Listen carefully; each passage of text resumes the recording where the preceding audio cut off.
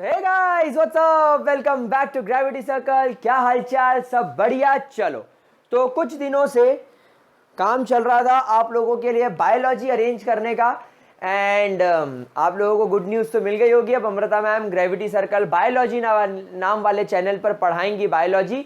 1 अक्टूबर से स्टार्ट करने वाली है वो क्लासेस। सो उस चैनल को ज़रूर सब्सक्राइब कर लेना। नीचे वैसे आपको डिस्क्रिप्शन बॉक्स में लिंक भी मिल जाएगा, ऊपर आई बटन में भी मिल जाएगा। दूसरी खास बात, मेरा जो दूसरा चैनल है मृत्युंजय पंड्या वाला, उस पर भी मैं आप लोगों के लिए बहुत सारे स्टडी हैक्स के ऊपर वीडियोस बनाता हूं कि हार्ड वर्क तो सबको ही करता है, लेकिन स्मार्ट वर्क कैसे करें, बच्चों को गाइडेंस सब तरीके का वो उस चैनल पर डालता हूं। So Mrityunjay Pandya second YouTube channel, उसको भी सब्सक्राइब करना मत भूलना। एंड हम लोग पढ़ रहे थे डीएनए ब्लॉक एलिमेंट, तो पिछले वीडियो में हम लोगों ने आयोनाइजेशन एंथैल्पी की बात कर ली थी। आज स्टार्ट करने वाले एक नया टॉपिक जो कि काफी इंपॉर्टेंट है और एनसीईआरटी में इसको देखने के बाद बत्ती गुल हो जाती है हमारी। That is standard electrode potential. Oh my cat, standard electrode potential. इसको ई नॉट इस तरीके से रिप्रेजेंट किया जा सकता है। ठीक है, नाउ सबसे पहली बात, ये क्यों पढ़ा जाता है, मतलब स्टैंडर्ड इलेक्ट्रोड पोटेंशियल किसी भी एक मेटल का या किसी भी सब्सटेंस का आप क्यों निकालते हो। तो सबसे पहले एक बात ध्यान रखना, दैट इट टेल्स अबाउट, ये हम क्यों निकालते हैं, यानी ये वैल्यू की क्या यूटिलिटी। तो इट टेल्स अस अबाउट, ऐसा लिखना चाहिए हमें, it tells us about the thermodynamical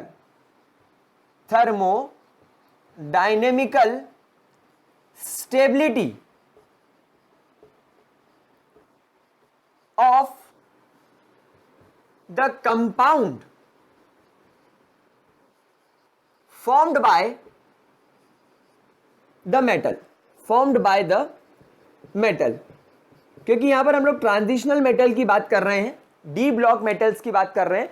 तो यहां पर हम ये बोलेंगे कि अगर आप किसी ट्रांजिशनल मेटल का यानी किसी डी ब्लॉक मेटल का स्टैंडर्ड इलेक्ट्रोड पोटेंशियल निकालते हो, तो वो स्टैंडर्ड इलेक्ट्रोड पोटेंशियल आपको क्या पहचानने में मदद करेगा, वो आपको यह पहचानने में मदद करेगा कि जब आपका ट्रांजिशनल मेटल कोई कंपाउंड बनाएगा तब वो कंपाउंड स्टेबल होगा या नहीं होगा। कितनी प्यारी बात मैंने बताई कि थर्मोडायनेमिकल प्रिंसिपल्स के हिसाब से, यानी थर्मोडायनेमिकली जब कोई एक ट्रांजिशनल मेटल कंपाउंड बनाएगा तो वो कंपाउंड स्टेबल होगा या नहीं, वो आपको पता लगाने में स्टैंडर्ड इलेक्ट्रोड पोटेंशियल मदद करेगा।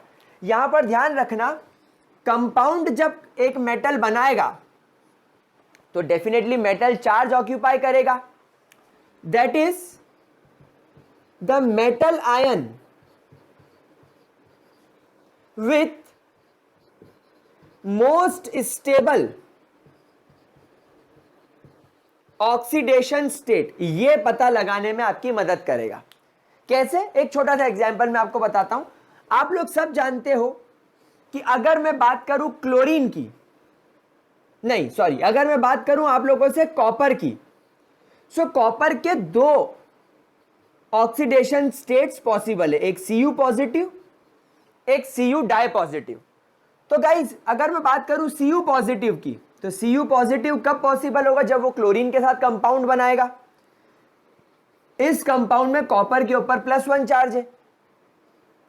सिमिलरली अगर यहां पर मैं बात करूं CuCl2 की, तो इस कंपाउंड में आपके कॉपर के ऊपर +2 चार्ज है।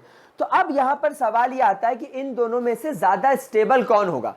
विच of the following ion of copper is most stable, या which of the following oxidation state of copper is more stable, या कॉपर का इन दोनों में से ज्यादा स्टेबल कंपाउंड कौन सा है। तो ये जो वर्ड मैंने लिखा है कंपाउंड, इसके बहुत सारे मतलब है। एक तो कंपाउंड, ऑथेंटिक कंपाउंड, दूसरा आपके मेटल का, आपके ट्रांजिशन मेटल का जो आयन है +1 या +2, इन दोनों में से कौन सा ज्यादा स्टेबल है, मतलब कौन सी ऑक्सीडेशन स्टेट ज्यादा स्टेबल है, ये आपको पता लगाने में कौन मदद करेगा, स्टैंडर्ड इलेक्ट्रोड पोटेंशियल। क्या ये बात समझ में आ गई? जल्दी बताओ, यहां तक की चीज आपके माइंड में मेरे प्यारे बच्चों क्लियर होनी चाहिए, बहुत अच्छे तरीके से क्लियर होनी चाहिए कि सर ने हमें सीधी सीधी बात बोली है कि किसी भी ट्रांजिशनल मेटल का यानी डी ब्लॉक एलिमेंट का बहुत ज्यादा या सबसे ज्यादा या कौन सा ज्यादा और कौन सा कम ऑक्सीडेशन स्टेट, कौन सा ज्यादा स्टेबल है, कौन सा ऑक्सीडेशन स्टेट कम स्टेबल है, कौन सा ऑक्सीडेशन स्टेट मॉडरेट है, यह पता लगाने में हमारी कौन मदद करने वाला है? Standard electrode potential. एक बात और नोट करेंगे, वैसे अगर मैं एक और बात करूं दैट थर्मोडायनेमिकली अगर मैं थर्मोडायनेमिक्स के प्रिंसिपल्स के हिसाब से बात करूं, so lesser the sum of ionization enthalpy 1 and ionization enthalpy 2, more stable will be the compound।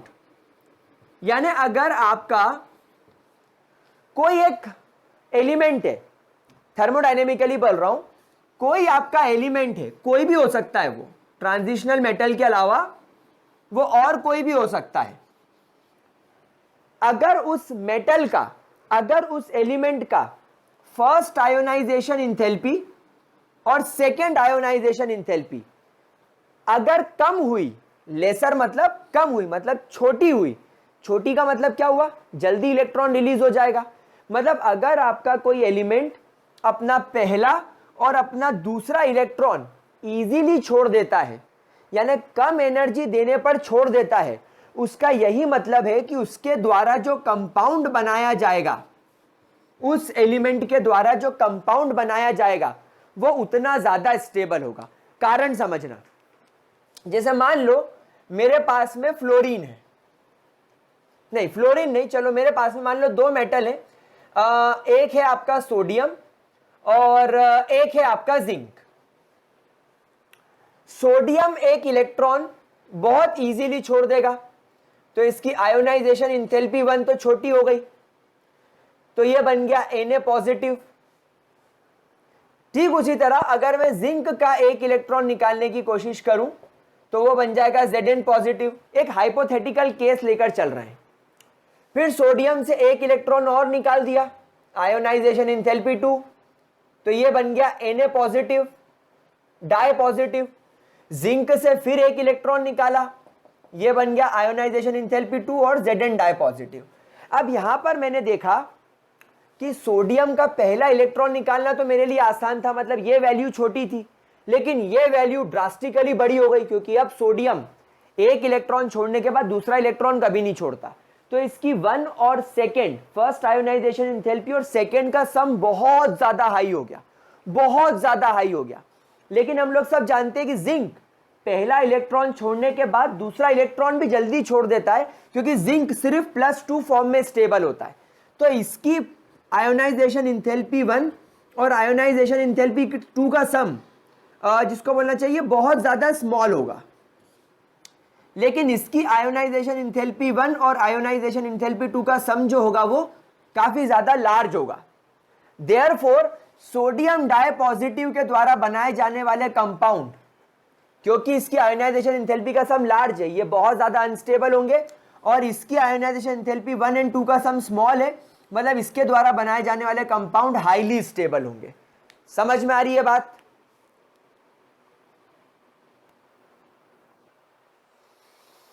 Concept जा रहा है दिमाग में?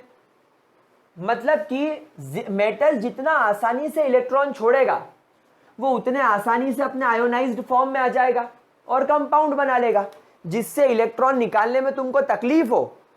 जो आयन बड़ी मुश्किल से बने उसके कंपाउंड स्टेबल होंगे ही नहीं, क्योंकि वो अगर स्टेबल या स्टेबल कंपाउंड बनाने वाला होता तो वो इलेक्ट्रॉन आराम से छोड़ देता। भाई जिसकी इच्छा है कंपाउंड बनाने की वही तो इलेक्ट्रॉन छोड़ेगा, मेटल जिसकी इच्छा नहीं वो मना कर देगा। समझ रहे ना बात को? तो ये इस तरीके से चीज क्लियर होती है। समझ में आ गई बात हम लोगों को? इतना तरह देख लो एक बार, ठीक है? चलिए कूल। सो यहां तक समझ लेने के बाद अब हम थोड़ा आगे चलते हैं। अब बेसिकली हम लोगों को करना क्या है? अब एक बात बताओ, स्टैंडर्ड इलेक्ट्रोड पोटेंशियल कहीं ना कहीं थर्मोडायनेमिक्स के अंदर आता है। मतलब आप एक थर्मोडायनेमिकल चीज को देख रहे हो। तो यहां पर आप एक बात हमेशा ध्यान रखिएगा, जैसे मान लीजिए आपके पास में एक मेटल है जो अपने सॉलिड फॉर्म में है। इस मेटल का आपको जो टोटल इंथैल्पी आप देने वाले हो, इस मेटल की जो टोटल इंथैल्पी होगी वो किन चीजों पर डिपेंड करेगी। अब देखो यहां पर बहुत इंपॉर्टेंट चीज बता रहा हूं, ध्यान से सुनना। तो जब कभी भी आपके पास में कोई ट्रांजिशनल एलिमेंट होगा, कोई डी ब्लॉक एलिमेंट होगा, कोई डी ब्लॉक मेटल होगा, तो जब कभी भी ये रिएक्शन करेगा तो सबसे पहले आपको इसको इंथैल्पी ऑफ सब्लिमेशन देनी पड़ेगी। यानी सबसे पहले इस मेटल को हमें इतनी एनर्जी देनी पड़ेगी जिससे ये सब्लिमेट होकर अपने गैसियस फॉर्म में आ जाए। उसके बाद इस मेटल को हमें इतनी आयोनाइजेशन इंथैल्पी देनी पड़ेगी जिससे ये मेटल अपने आयोनिक फॉर्म में चले जाए, इलेक्ट्रॉन छोड़ के। और बाद में मैं आपको एक बहुत इंपॉर्टेंट बात बता दूं, एक इंथैल्पी होती है, मैं क्लास 11th में भी समझा चुका हूं थर्मोडायनेमिक्स के अंदर, जिसको इंथैल्पी ऑफ हाइड्रेशन बोलते हैं। एक आप लोगों को जो हाइड्रेशन का मतलब पता है वो ये है, फॉर एग्जांपल अगर आपके पास में एक सॉल्ट है और उसके पास में 5 पानी के मॉलिक्यूल आ जाएं तो वो सब जुड़ जाते हैं और इस तरीके से हाइड्रेटेड कंपाउंड बनाते हैं। तो इस समय जो एनर्जी रिलीज होगी, कॉपर सल्फेट ने 5 पानी के मॉलिक्यूल खुद से चिपका लिए, खुद से एड्सॉर्ब कर लिए और ब्लू वाइट्रॉल में बदल गया, इसका कलर चेंज हो गया, ये ब्लू वाइट्रॉल में बदल गया। तो यहां पर जो इंथैल्पी रिलीज होगी, एक तो उसे इंथैल्पी ऑफ हाइड्रेशन बोला जाएगा। लेकिन सिर्फ इंथैल्पी ऑफ हाइड्रेशन एक तरीके की नहीं होती। एक इंथैल्पी ऑफ हाइड्रेशन ये भी होता है कि मान लीजिए आपके पास में एक सॉल्ट है NaCl, और इस NaCl सॉल्ट को मैंने पानी के साथ ट्रीट कर दिया। तो जब ये पानी के अंदर जाएगा तो ये NaCl सॉल्ट, वैसे यहां पर गैस लिखना चाहिए मुझे, तो ये NaCl सॉल्ट ऐसा टूट जाएगा, Na पॉजिटिव एक्वस और Cl नेगेटिव एक्वस, मतलब अभी अपने हाइड्रेटेड फॉर्म में आ गया, यानी पानी के अंदर डिसॉल्व हो गए, पानी के अंदर डिसोसिएट हो गए, पानी के साथ मिक्स हो गए, पानी के अंदर डिस्पर्स हो गए।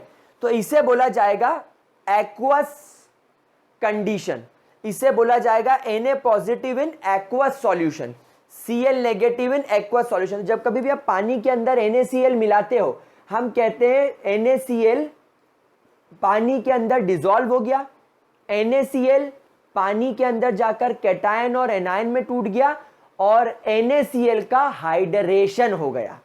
और हाइड्रेशन कैसे हुआ? सोडियम आयन या सोडियम कैटायन अपने एक्वस फॉर्म में चला गया और Cl नेगेटिव भी अपने एक्वस फॉर्म में चला गया। और इस वक्त जो इंथैल्पी रिलीज हो या जो इंथैल्पी एब्जॉर्ब हो, डिपेंड करता है सिचुएशन पे। कभी कभी अब्जॉर्ब हो जाती है लेकिन 99% केसेस में रिलीज होती है। तो जो एनर्जी ये अपने एक्वस फॉर्म में जाने के बाद, स्टेबलाइज होने के बाद रिलीज करेंगे, उसको भी इंथैल्पी ऑफ हाइड्रेशन बोला जाता है। ठीक है, तो यही चीज अब मैं यहां पर यूज करने वाला हूं, ध्यान से इसको देखेंगे। तो यहां पर अब हम क्या करने वाले हैं, इसको M पॉजिटिव को उसके एक्वस फॉर्म में ले जाने वाले, और ये करने के लिए हमें इंथैल्पी ऑफ हाइड्रेशन लगाना पड़ेगा। क्या ये बात समझ में आ गई? तो गाइस, जब आप किसी भी रिएक्शन को देखते हो थर्मोडायनेमिकली तो वो आपको कुछ ऐसी दिखाई पड़ती है, यानी कि M पॉजिटिव को आपने टोटल इंथैल्पी जो थी वो दे दी जिससे वो अपने एक्वस आयोनिक फॉर्म में चला जाए। लेकिन जो टोटल इंथैल्पी होती है वो अकेली नहीं होती, it is a sum of 3 different enthalpies, that is enthalpy of sublimation, ionisation enthalpy and enthalpy of hydration. क्या ये बात समझ में आ रही है? मतलब एक मेटल को आपको उसके आयोनिक फॉर्म में लेकर जाना है, आपको उसको उसके सॉल्यूशन फॉर्म में लेकर जाना है, आपको उस मेटल को उसके एक्वस फॉर्म में लेकर जाना है। तो यहां से यहां जाने के लिए आप जो इंथैल्पी प्रोवाइड करते हो वो इंथैल्पी किन 3 चीजों पर डिपेंड करती है? Enthalpy of sublimation, enthalpy of ionisation and enthalpy of hydration. क्या ये बात समझ में आ गई आप लोगों को?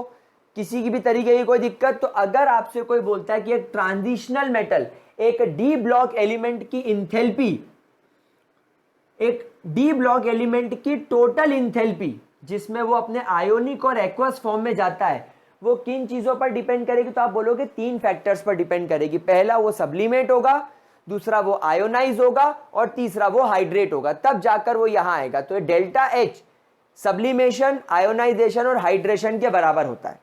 अगर हम बात करें डी ब्लॉक एलिमेंट्स की या आपके ट्रांजिशनल मेटल्स की, अगर हम बात करें आपके ट्रांजिशनल मेटल्स की, तो सब्लिमेट मतलब आपको क्या करना है? एक मेटल को सॉलिड से गैस फॉर्म में लेकर आना होता है, तो आपको ये एनर्जी देनी पड़ेगी। मतलब ये प्रोसेस कैसी होगी?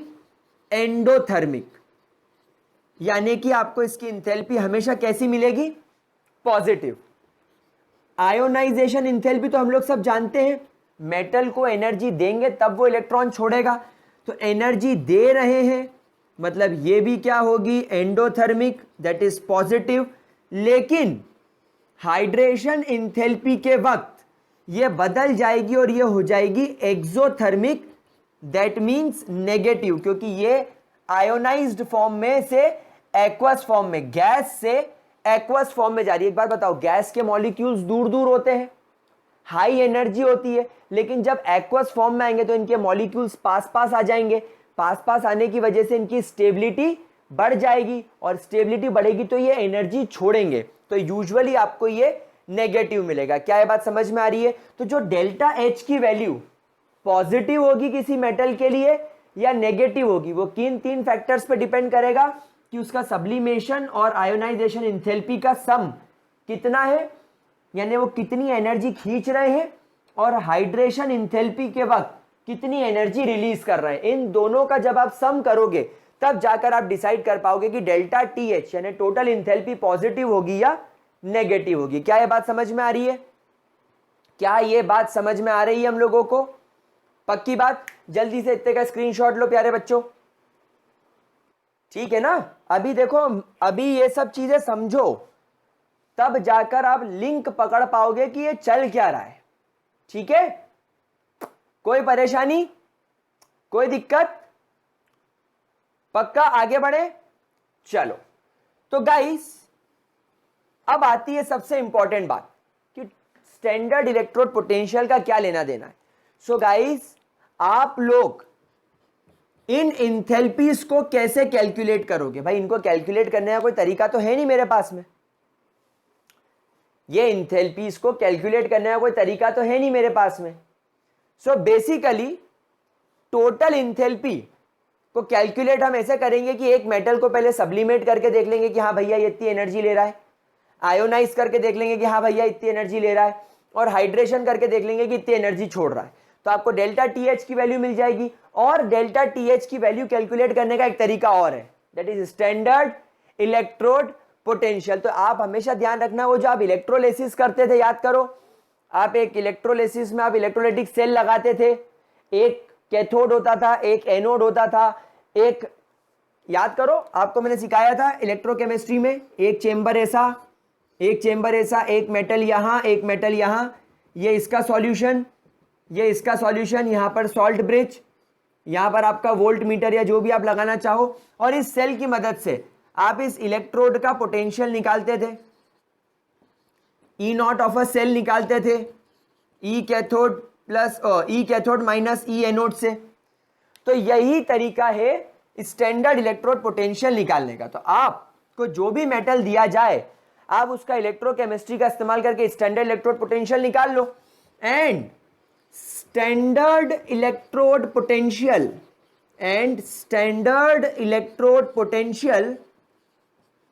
ऑफ अ सेल या स्टैंडर्ड इलेक्ट्रोड पोटेंशियल is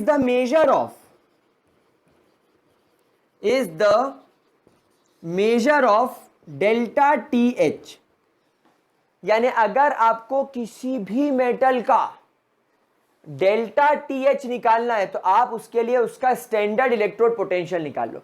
सीधी भाषा में केमिस्ट्री बोलती है कि स्टैंडर्ड इलेक्ट्रोड पोटेंशियल किसी भी मेटल का कैसे, मतलब जो भी होगा वो क्या होगा, डेल्टा टी एच का। मतलब कि अगर आपको किसी भी मेटल का डेल्टा टी एच निकालना है, अगर आपको किसी भी मेटल का डेल्टा टी एच मेजर करना है, मतलब उस मेटल को सब्लिमेट करना, आयोनाइज करना और उसके कंपाउंड फॉर्म में, उसके हाइड्रेटेड फॉर्म में लेकर जाना, इसमें जो आपको टोटल एनर्जी देनी पड़ेगी वो कितनी देनी पड़ेगी, अगर वो निकालना है तो आप उसका स्टैंडर्ड इलेक्ट्रोड पोटेंशियल निकाल लो। तो स्टैंडर्ड इलेक्ट्रोड पोटेंशियल ही डेल्टा टी एच है। सीधी सी भाषा में आप ध्यान रखो, स्टैंडर्ड इलेक्ट्रोड पोटेंशियल ही डेल्टा टी एच है। क्या ये बात समझ में आ रही है? क्या ये बात समझ में आ रही है? तो इसका मतलब ये है कि किसी भी मेटल का स्टैंडर्ड इलेक्ट्रोड पोटेंशियल 3 फैक्टर्स पर डिपेंड करेगा। वो मेटल का सब्लिमेशन कितना है, आयोनाइजेशन कितना है और हाइड्रेशन कितना है। तो अब यहां पर मैं आप लोगों के लिए एक बहुत इंपॉर्टेंट पॉइंट बनाने वाला हूं। अब मैं थर्मोडायनेमिक्स को इलेक्ट्रोकेमिस्ट्री के साथ मिक्स करने वाला हूं। ध्यान से हम लोग इस बात को देखेंगे that standard electrode potential of a metal will depend on, किन किन चीजों पर डिपेंड करेगा ये प्यारे बच्चों?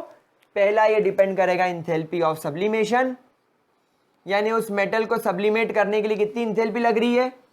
दूसरा डिपेंड करेगा आयोनाइजेशन इंथैल्पी ऑफ मेटल, और तीसरा डिपेंड करेगा hydration enthalpy of that metal. ये इन 3 फैक्टर्स पर डिपेंड करेगा। Standard electrode potential in 3 factors पर डिपेंड करेगा। अच्छा, एक स्टार बनाकर और पॉइंट लिखेंगे। हमारा जो भी ट्रांजिशनल मेटल, यानी जो भी आपका डी ब्लॉक एलिमेंट होता है, ट्रांजिशनल, क्या के स्पेलिंग लिख रहा है तू बाबा? 3D सीरीज की बात कर रहा हूं वैसे मैं, नॉट पूरी, हम सबकी बात नहीं कर रहे हैं, वैसे 3D सीरीज की बात कर रहे हैं। तो जो आपके 3D सीरीज के एलिमेंट्स हैं, यानी स्कैंडियम से लेकर जिंक तक, शोज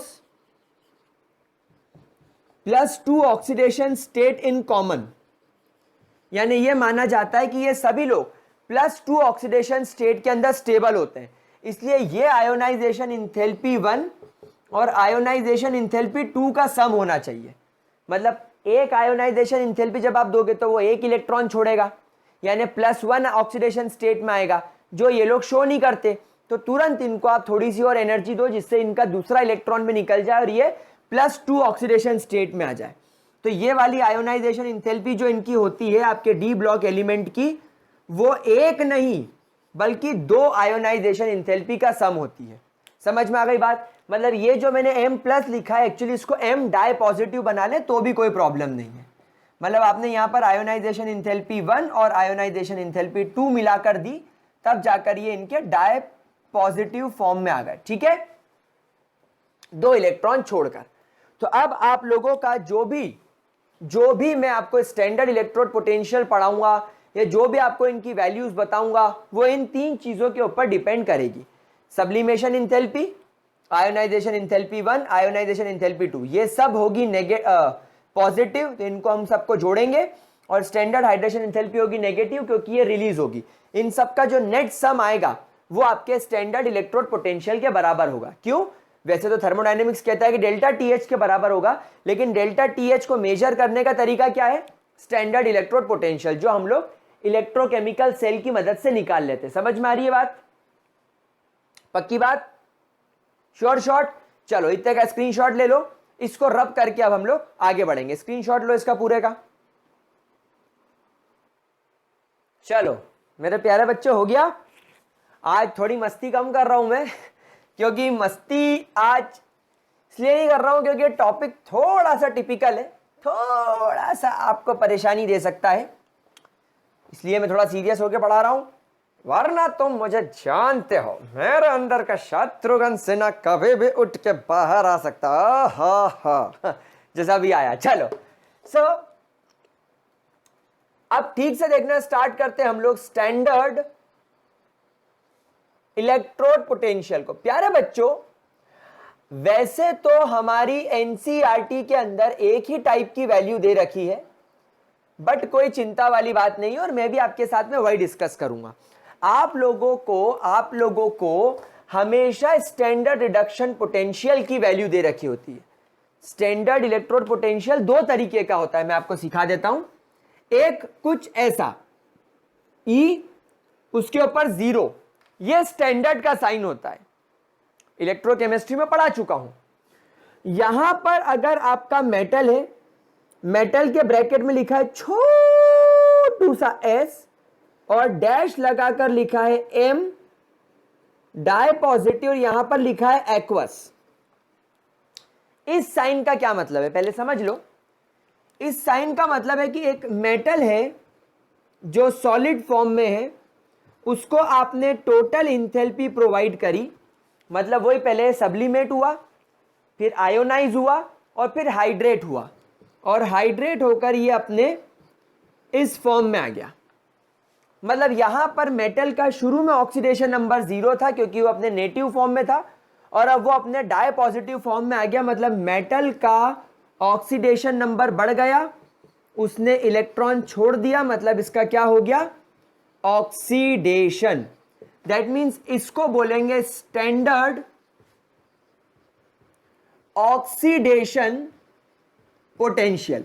यानी अगर आपको कभी कोई वैल्यू दे रखी हो वोल्ट्स में, और इसकी यूनिट हमेशा क्या होगी, वोल्ट्स, तो और ये साइन दिया हो, मतलब आपको क्या दे रखा है, स्टैंडर्ड ऑक्सीडेशन पोटेंशियल। वहीं अगर आपके पास में ये साइन हो, E के ऊपर 0 यानी स्टैंडर्ड पोटेंशियल, और यहां पर देखिएगा बहुत माइन्यूट चीज बता रहा हूं, पहले डाई पॉजिटिव आ जाए और फिर डैश लगाकर ये आ जाए साइन, मतलब यहां पर अब उल्टा हो रहा है।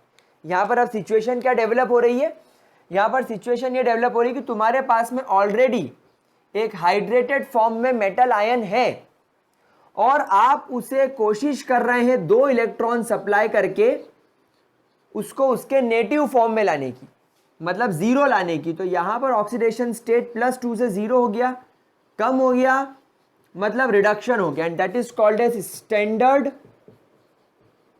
Reduction potential. वैसे आप लोगों को हमेशा यही लिखा हुआ दिखेगा, आप लोगों को आपकी बुकवती में, बुकवती मतलब आपकी बुक में एनसीईआरटी के अंदर आपको यही देखने को मिलेगा, स्टैंडर्ड रिडक्शन पोटेंशियल। मतलब यहां पर हम लोग क्या करने की कोशिश करेंगे, हम यहां पर ऑपरेशन करेंगे। कैसे, हम बोलेंगे कि अच्छा एक डी ब्लॉक एलिमेंट, एक ट्रांजिशनल मेटल जो अपने आयोनिक फॉर्म में है या अपने आयोनाइज्ड फॉर्म में है, या मैं कहूं एक ट्रांजिशनल मेटल जिसका एक ऑक्सीडेशन स्टेट हमें दे रखा है, या एक ट्रांजिशनल मेटल जो एक कंपाउंड बनाए बैठा है।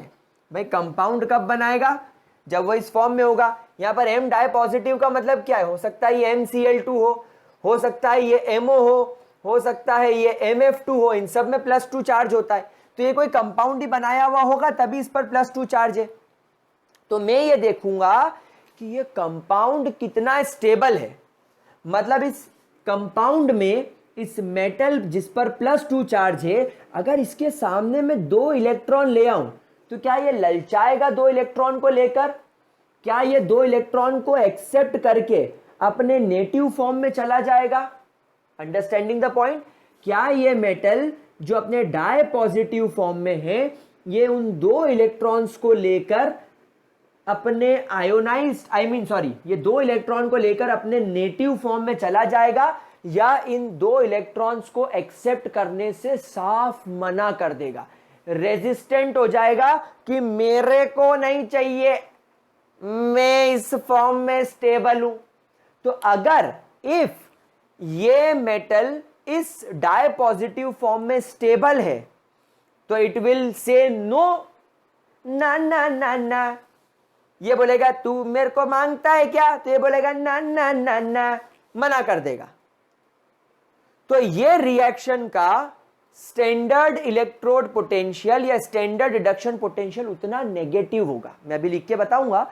और अगर ये बोलेगा 2 इलेक्ट्रॉन, चलती है क्या 9 से 12, फटाक से खींच लेगा और इस फॉर्म में कन्वर्ट हो जाएगा, तो स्टैंडर्ड रिडक्शन पोटेंशियल पॉजिटिव हो जाएगा।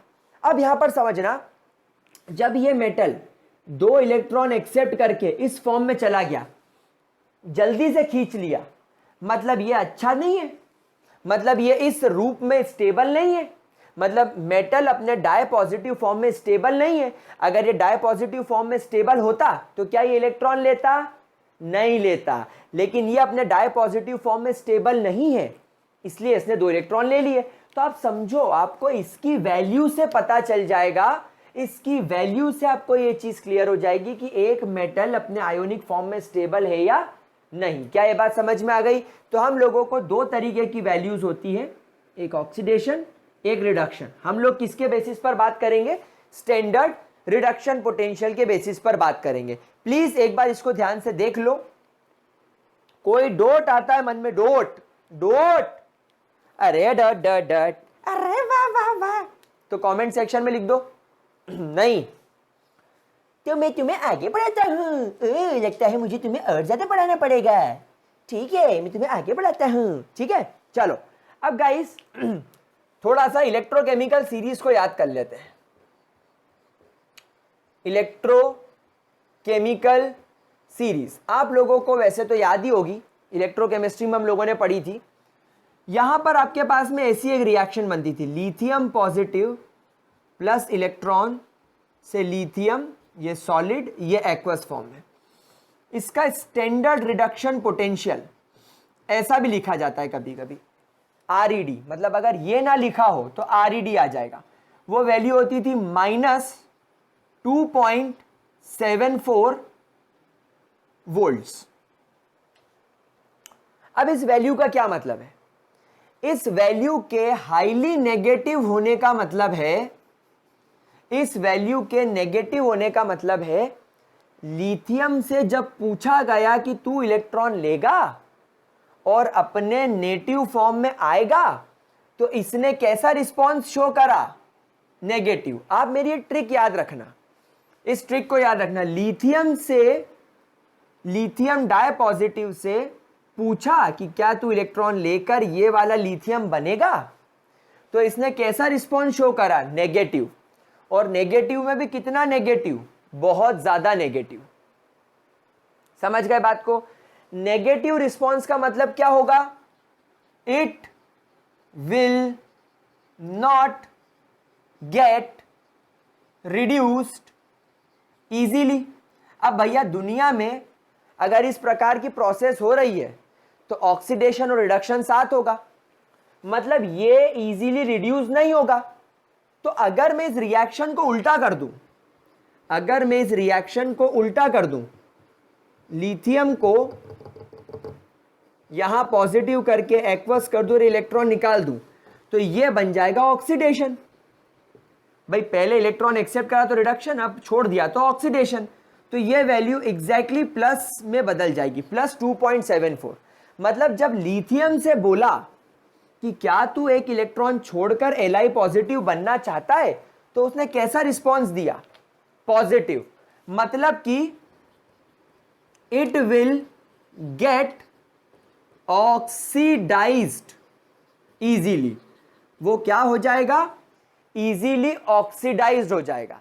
अब एक बात बताओ, जो इजीली ऑक्सीडाइज होता है वो इजीली इलेक्ट्रॉन छोड़ देता है, और जो इलेक्ट्रॉन छोड़ेगा ये इलेक्ट्रॉन को, ये जिसके साथ रिएक्शन कर रहा है वो एक्सेप्ट करेगा, और वो इलेक्ट्रॉन एक्सेप्ट करके रिड्यूस हो जाएगा। ये ऑक्सीडाइज हुआ तो इसके साथ वाला रिड्यूस होगा, तो इसने अपने साथ वाले को रिड्यूस कर दिया, मतलब ये उतना ज्यादा स्ट्रॉन्ग रिड्यूसिंग एजेंट बन जाएगा। समझ में आ रही है बात आप लोगों को? समझ में आ रही है बात आप लोगों को? तो सीधा सा हिसाब है, अगर आपको इलेक्ट्रोकेमिकल सीरीज में स्टैंडर्ड रिडक्शन पोटेंशियल की वैल्यू नेगेटिव मिल रही है, मतलब वो इजीली रिड्यूस नहीं होगा, वो इजीली ऑक्सीडाइज होगा, मतलब वो बहुत अच्छा रिड्यूसिंग एजेंट है। कॉन्सेप्ट क्लियर हो रहा है? सिमिलरली अगर आपके पास में एक इस तरीके का आयन है, या ऐसा लिखता हूं, एक आपके पास में इस तरीके का एलिमेंट है, उसको बोला गया क्या तू 2 इलेक्ट्रॉन लेकर अपने आप को इस फॉर्म में कन्वर्ट करेगा, तो उसने स्टैंडर्ड रिडक्शन पोटेंशियल में जो वैल्यू दी वो दी प्लस, वैसे इसकी वैल्यू प्लस -3.92 लिखते हैं और इसकी वैल्यू लिखते हैं +2.74। तो अब इसने क्या बोला कि क्या फ्लोरीन तू 2 इलेक्ट्रॉन लेकर अपने आयोनिक फॉर्म में जाएगा, तो इसने कैसा रिस्पॉन्स दिया, पॉजिटिव, और पॉजिटिव में भी कैसा, बहुत ज्यादा। मतलब ये इजीली क्या करेगा, it will easily accept the electrons, ये इजीली इलेक्ट्रॉन एक्सेप्ट करेगा एंड विल गेट रिड्यूस्ड, और ये बहुत इजीली रिड्यूस हो जाएगा। समझ में आ रही बात आप लोगों को?